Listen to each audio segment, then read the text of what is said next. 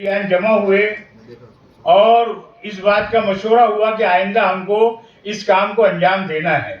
उसके बाद 1972 में भी यही हुआ, 73 में लोग जमा हुए और लोगों ने इमारत शरिया की अहमियत को महसूस किया।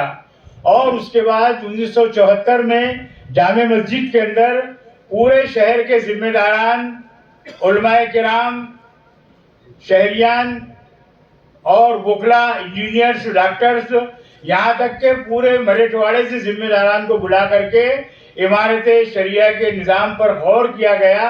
मौलाना मिन्नतुल्लाह रहमानी की तशरीफ आवरी, मौलाना मुजाहिदुल इस्लाम खासमी रहमतुल्लाह अलैह की तशरीफ आवरी और इमारत शरिया का क़याम ये 1974 में 74 में कायम हुआ। और अल्लाह का फजल करम है कि जिन लोगों ने इब्तिदा से इसके साथ रहे, कांधे से कांधा मिला करके अपने सारे कामों को अंजाम दिया, आज वो हमारे दरमियान में नहीं है, लेकिन उनका ये लगाया हुआ पौधा हमारे दरमियान में है। हम सब मिलकर रब्बे कायनात से दुआ करते हैं कि अल्लाह रब्बुल आलमीन जिन जिन लोगों ने जिस दर्जे में इमारत शरिया को कोऑपरेट किया, अल्लाह रब्बुल आलमीन उनकी बाल बाल मग़फ़िरत फरमाए, उनके दर्जात को बुलंद फरमाए और उनका जो सपना था उस सपने को हमें साकार करने की तौफीक अता फरमाए। सूरत हाल मेरे दोस्तों उस वक्त ऐसी थी, किसी शायर ने कहा है कि सितमगर बेगरज मगरूर क्यों है हम नहीं समझे, सितमगर बेगरज मगरूर क्यों है हम नहीं समझे, बशर इंसानियत से दूर क्यों है हम नहीं समझे।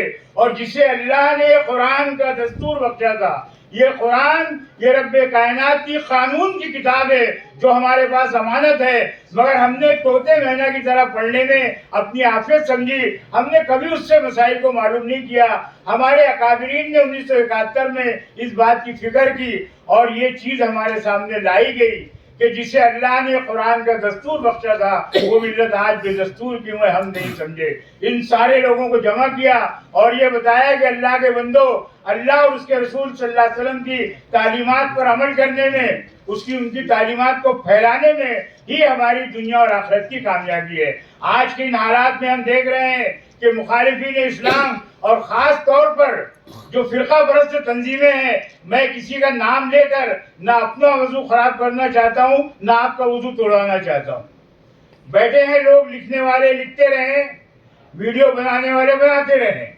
जो बात हम कह रहे हैं बहुत दायरे के अंदर कह रहे हैं, ये मंच नहीं है। आगे जब मौका आएगा तो आपकी किस तरीके से उधरना चाहिए उसका भी अल्हम्दुलिल्लाह हमको इल्म है। हम देख रहे हैं कि मौजूदा दौर में सिर्फ हिंदू मुसलमान मस्जिद, मंदिर, खानका, ईदगाह, कब्रिस्तान और अरबी मदारिस इनकी आंखों के अंदर खटक रहे हैं। अभी विशालगढ़ का वाकया इस वक्त तो कोल्हापुर के पास हुआ, सारे खामोश बैठे हैं, हर आदमी सोच रहा है क्या करे।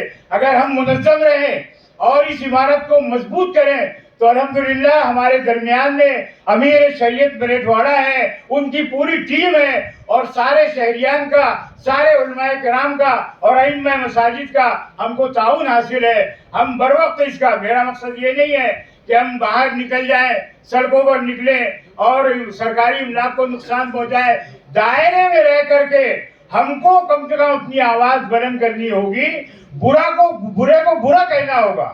जो बुरा हो रहा है खामोशी से हमको उसको बर्दाश्त करना नहीं होगा। हमें चाहिए कि हम आइंदा के जो औकात हमारे सामने आ रहे हैं, जो अय्याम हमारे सामने आएंगे, इन सारी चीज़ों की नज़ाकत को मैं बहुत ही इशारतन बताया हूँ। सारी तफसीलात आपके सामने है, निकाह है, तलाक है, विरासत है, खुला है, ये सारे मामलात पर चल रहा है। और अजीब सूरत हाल है हमारे मुल्क की कि ऐसे लोग औरतों की फिक्र कर रहे हैं जिनकी अपनी औरतों का पता ही नहीं है। वो फिक्र कर रहे हैं, मंगलसूत्र का फिक्र कर रहे हैं। अरे तुम्हारा अपना कहाँ पर है, वो तो लाओ पहले उसको संभालो, उसको संभालेगी, इसकी काहे को फिक्र कर रहे हैं। और मिल्लत इस्लामिया का मामला ये है कि हम तो रब्बे कायनात की जात पर पूरा यकीन रखते हैं कि जो होगा रब्बे कायनात की जात करने वाली है, हमको हर हाल में मंजूर है। रब्बे कायनात ही कर सकते हैं, कोई हमारा बाल भी बांका, बोलिए ना जोर से, कोई नहीं कर सकता। हम मुसलमान घर में पैदा हुए, मुसलमानों की तरह जिंदगी गुजार रहे हैं और इंशाअल्लाह इस्लाम पर हमारा खात्मा होगा इंशाअल्लाह। मैं یہی چند باتیں ابھی تفصیلی آپ کے سامنے آئے گی. صرف ایک اعلان اور کر دیتا ہوں کہ یہ پروگرام بہت اجلت کے اندر لیا گیا. ہم چاہتے ہیں کہ آپ حضرات کا تعاون شامل حال رہے. عمارت شریعہ مضبوط سے مضبوط تر ہو. اس میں ہماری دنیا اور آخرت دونوں کی بھلائی ہے. ایک امیر کے اطاعت ہمارے لیے آج کے ان حالات میں بے انتہا ضروری ہے. ہم ٹکڑیوں میں اور گروپوں میں اپنی زندگی بسر نہیں کر سکتے.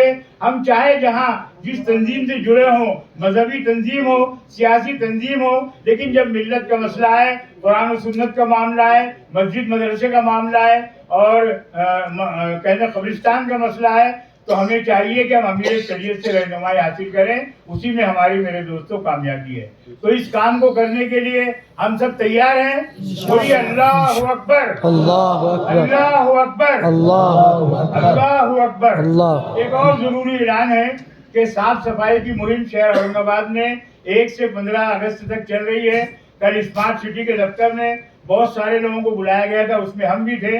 ہم چاہتے ہیں کہ اسلام نے صفائی کی بڑی اہمیت کو واضح کیا ہے. مجھ سے بہتر آپ جانتے ہیں قرآن و سنت کے اندر اس کی بڑی اہمیت ہے. ہم یہ چاہتے ہیں کہ ہمارے اپنی گلیوں سے، محلوں سے اور اپنے علاقوں سے کچروں کی صفائی کے لیے خاص طور پر نماز جمعہ میں، کل جمعہ ہے، جمعہ میں خطاب فرمائیں اور لوگوں کو تیار کریں کہ ہماری بستی کو بالکل صاف رکھنا چاہیے، ہمارے گھروں کو صاف رکھنا چاہیے. بہت ساری بیماریاں اس سے وجود میں آتی ہے. کچرا نہیں بھی ہوا تو بیماریاں ڈال دی جاتی ہے. اس سے پہلے آیا تھا نا وہ 1-2 سال پہلے، کیا تھا وہ؟ کورونا. کورونا کو اگر میرے حساب سے دیکھا جائے تو اس کے 3 الفاظ ہیں. میں اپنی بات ختم کر رہا ہوں. کورونا اگر اس کو مراٹھی میں پڑھا جائے تو کو سے کونا لاہی، رو سے روگ اور نو سے ناہی. کونا لاہی روگ ناہی، ایسی بیماری کو کرونا بنا کر کے پوری مسجد مندر ساری بند کر دی گئی. عجیب صورتحال ہے. سب معاملہ لشٹم پشٹم چل رہا ہے. ہمیں چاہیے کہ اللہ رب العالمین سے دعا کریں کہ اللہ رب العالمین ہمارے شہر اورنگ آباد میں، ہمارے راشٹر میں، ہمارے ملک میں امن و امان کی شانتی کی فضا کو بحال فرمائیں. اور جو لوگ اس کو ختم کرنے کی، نقصان پہنچانے کی کوشش کر رہے ہیں، ہم بد دعا نہیں کر سکتے. میرے نبی جناب محمد رسول اللہ صلی اللہ علیہ وسلم نے بد دعا نہیں کی. ہاں اتنا کہہ سکتے ہیں کہ رب کائنات ان ساری ایکٹیویٹیز کو دیکھ رہا ہے. اللہ تعالیٰ اس کا بہتر انتظام فرمائے. یہ چند باتیں تھی جو آپ کے سامنے رکھی گئی. اللہ تعالیٰ سے دعا ہے کہ اللہ رب العالمین ہمیں سمجھنے، عمل کرنے اور عمارت شریعہ کو مضبوط سے مضبوط تر کرنے کی توفیق عطا فرمائے. آمین. وآخر دعوانا ان الحمدللہ رب العالمین.